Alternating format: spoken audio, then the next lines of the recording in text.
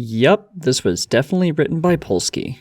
On Your Marks is an episode that I've been expecting ever since the Crusaders got their marks. I wanted to see how the show was going to portray the Philly equivalent of an existential crisis because obviously they weren't going to continue as if nothing happened. Crusaders of the Lost Mark was the tipping point among a bunch of slice-of-life episodes as being the episode that was 5 years in the making. On Your Marks aims to provide the groundwork for the next 5 years of Crusaders episodes, or however long Friendship is Magic will last. I expected that eventually the Crusaders would have to split up to cement them as individual characters since they spent most of their time as a group. What I didn't expect was Apple Bloom being front and center to do her best Lesson Zero impression. When you think about it, Apple Bloom's crisis makes sense for a lot of reasons. After all, she was the one who started up the Cutie Mark Crusaders back in Season 1, and was always more worried about getting her Cutie Mark than the other two. Sure, Scootaloo and Sweetie Belle had it high on their list of priorities, but the reason that they didn't struggle with their cutie marks in the way that Apple Bloom did is because A, it makes the plot scrambled and redundant because you're spreading the craziness among 3 characters, and B, both Scootaloo and Sweetie Belle have hobbies, talents, and relationships to uphold. Apple Bloom's family is rock solid. We've had numerous episodes to establish that, but what happens when Apple Bloom can't focus on what's around her and has to look inside?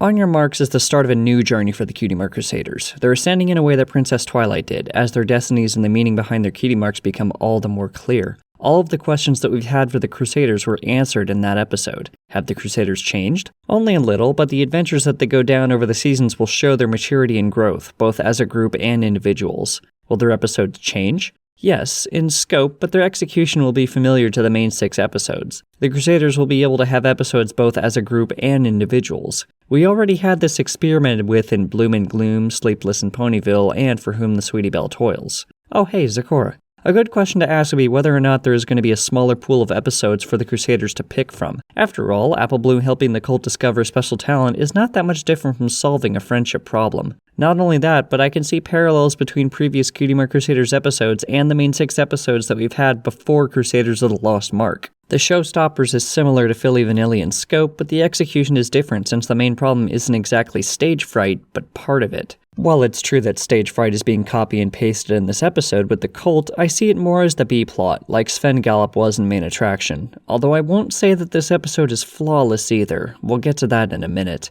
I'm fine with this because it shows how far the Crusaders have come since Season 1. They were learning, and much like Princess Twilight, now they're learning and helping. I don't think we should ask whether the Cutie Mark Crusaders are going to have repeat or copy episodes from previous seasons. After all, different characters can observe and solve a problem in ways that are different than the first. There's a whole reason why there are 6 elements of harmony and not simply one, the element of friendship. I see future episodes looking similar to what we just got, minus the Apple Bloom existential crisis. The main problem I have with this episode is the same one that I have with most Crusader episodes. It's also something I realized after I watched this. Most of the Crusader episodes are written as if they're being watched by the target demographic. I know, that sounds obvious, but the amount of expositional dialogue in CMC episodes is immense. On Your Marks is written like a Dora the Explorer episode in the first half, as Apple Bloom questions herself, then debates her questioning herself with her friends, and then finally meets the cult and repeats her problem to him. All of this exposition makes the episodes harder to watch because we feel out of the moment. Or at least bronies do.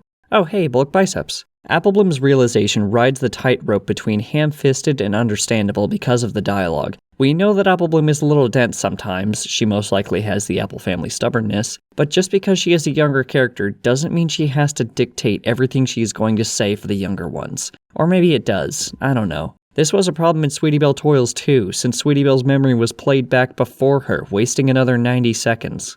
Nevertheless, Apple Bloom is us in this episode. She questions her role, her talents, her cutie mark, and the future, which we've all been wondering as well. And much like us, while we will freak out over our favorite character and whether or not they will still have good episodes, in the end, we don't really have to worry. One thing I've noticed about Polsky episodes is that I always say I never would have thought of that, but it makes sense after I finish watching. I never would have thought that Daring Do was real and helped save Equestria along with the main 6, but that makes sense.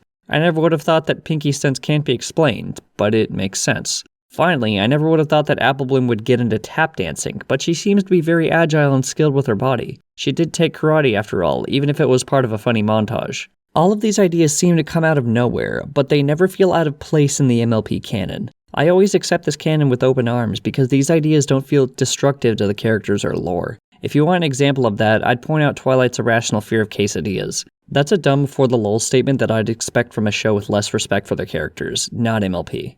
Applebloom has a hobby now that she could work alongside the farm. I'd imagine that she might want to help out Applejack and Big Mac now that she feels more mature. I see an episode about that in the future. Let's talk about the Colt for a minute. I do like that he's one of the few boy characters in the show that's had more characterization and focus than usual. He has a bunch of fellow ponies depending on him to do his job, and he cracks under the pressure of external forces that are outside of his control until he realizes that he just needs to take life one step at a time.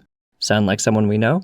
In all seriousness, this episode is an excellent example of good ideas and characters being slightly marred by expositional dialogue. Applebloom, one of the most headstrong yet sometimes stubborn Cutie Mark Crusaders, gets to have her Lesson 0 moment. It was fun, and this episode felt cathartic knowing that the Cutie Mark Crusaders get to split up and have their own moments from now on. On Your Marks answered nearly every question I had regarding the Crusaders and what they were going to do throughout the rest of the seasons. And while I don't see them growing into mares for the rest of the show, this is their first step to maturity. I can't wait to see how this will play out. What do you guys think about this episode? Am I wrong about the dialogue? Do you like that the episodes seem to be shifting towards main 6 episodes of a smaller scope? Let me know about it in the comments. Thank you very much for watching, and I'll see you guys soon. ABagOVicodin out.